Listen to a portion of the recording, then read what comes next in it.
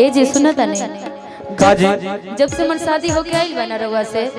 दिन पर दिन हम करिया भइल जाता नहीं जी। अरे बाप रे बाप काहे हो का करी दिन भर हुआ खेत में इतना न कटनी करवावत तनी कि पूरा देखी तो सुंदरता हमर खराब हो गई। काहे काहे कैसे कैसे कि नहीं हर रहत रही राजा हम एसी में यहाँ देह जर जाता जाता हमार सैया नहीं हरे रहत रही एसी में हाँ एसी में हमर देह जर जाता राजा खेती में।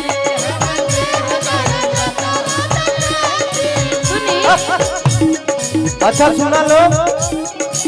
ये का कहत है हमसे कि हम तो नैहरे रहत रही एसी में एने देह जर जाता इनकर खेती में। हाँ तो एसी या कूलर से बढ़िया हवा इधर लागेला। हम इनका से कहत नहीं कि मजा मिली नहीं एसी या कूलर यहाँ में हाँ कूलर यहाँ में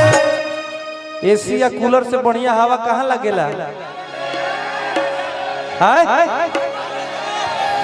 कि मजा मिली नहीं एसी या कूलर यहाँ में हाँ कूलर यहाँ में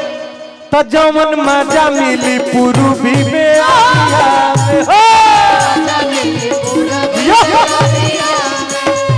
मजा मिली पूर्वी में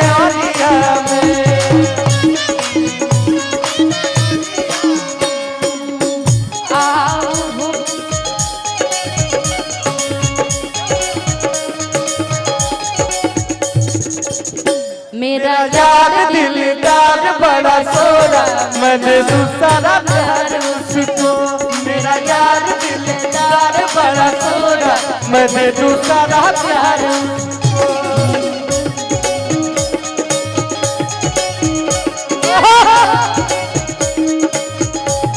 मेरा यार दिलदार बड़ा सोरा मैंने दूसरा प्यार मेरा यार दिलदार बड़ा सोना मैं दूसरा प्यार उसको।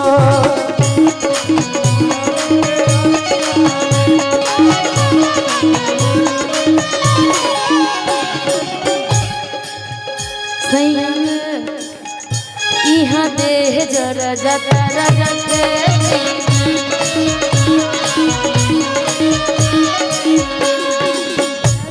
सुतत रही चालू कके ही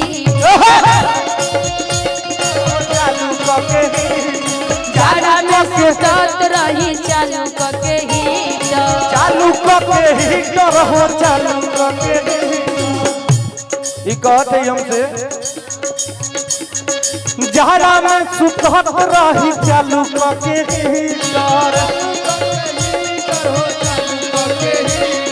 चालू कके हीटर हो चालू कके ही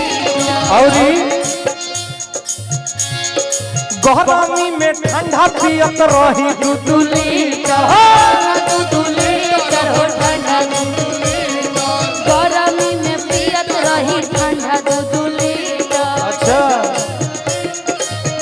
अब तो इहो कहबू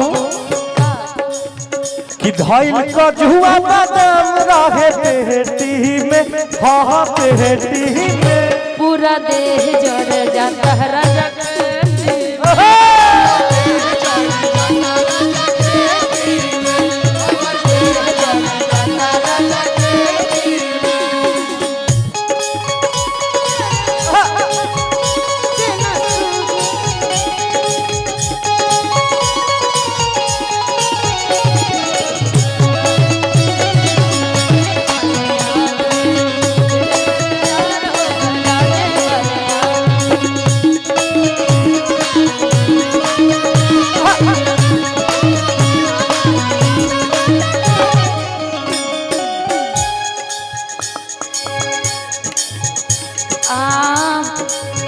अच्छा तो का कहे के सुनी हमार बतिया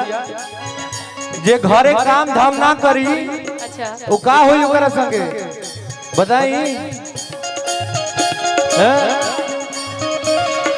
खाई के मोटइलू ना काम कुछो कइलू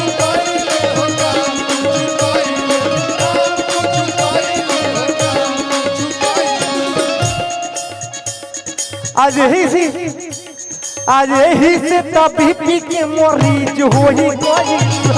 बीपी रहुआ कारण बढ़ रहा है। आपका हाथ पकड़ते घबरा जा रहा है।